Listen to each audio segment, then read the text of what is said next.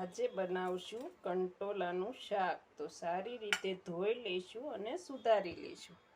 Gas ચાલુ કરીશું અને પેન રાખીશું.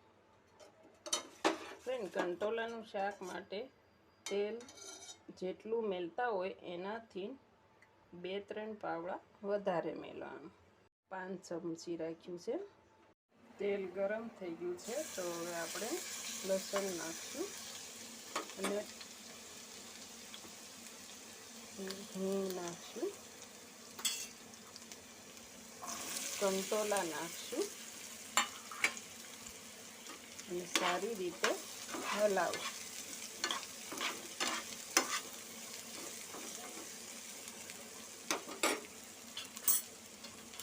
પછી 1 ચમચી હળદર નાખશું.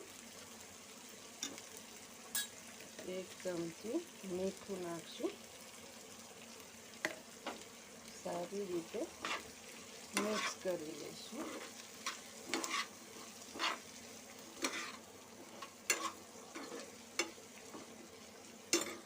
સારી રીતે મિક્સ થઈ ગયું છે તો હવે આપણે ઢાંકણું ઢાંકીને 10 મિનિટ સુધી સડવા દઈશું.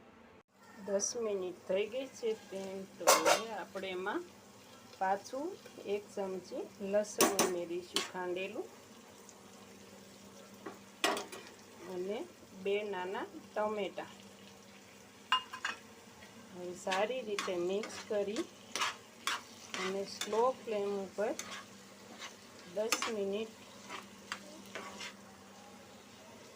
સડવા દઈશું. 10 મિનિટ થઈ ગઈ છે ફ્રેન્ડ, તો હવે આપણે કંટોલાને હલાવી લઈશું.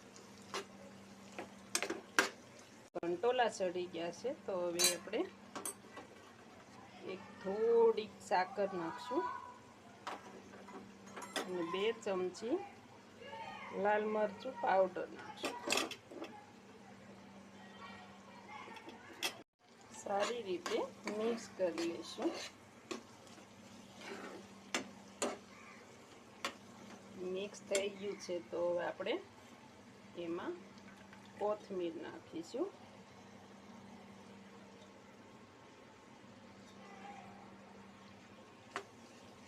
એકદમ તૈયાર થઈ ગયું છે. તો ફ્રેન્ડ, તમને કંટોલાનું શાક કેવું લાગ્યું એ કમેન્ટમાં જરૂર બતાવજો. કંટોલાનું શાક, કાચરી, ખાંડેલી ચટણી, દૂધ, બાજરાનો રોટલો, ખીચિયા પાપડ.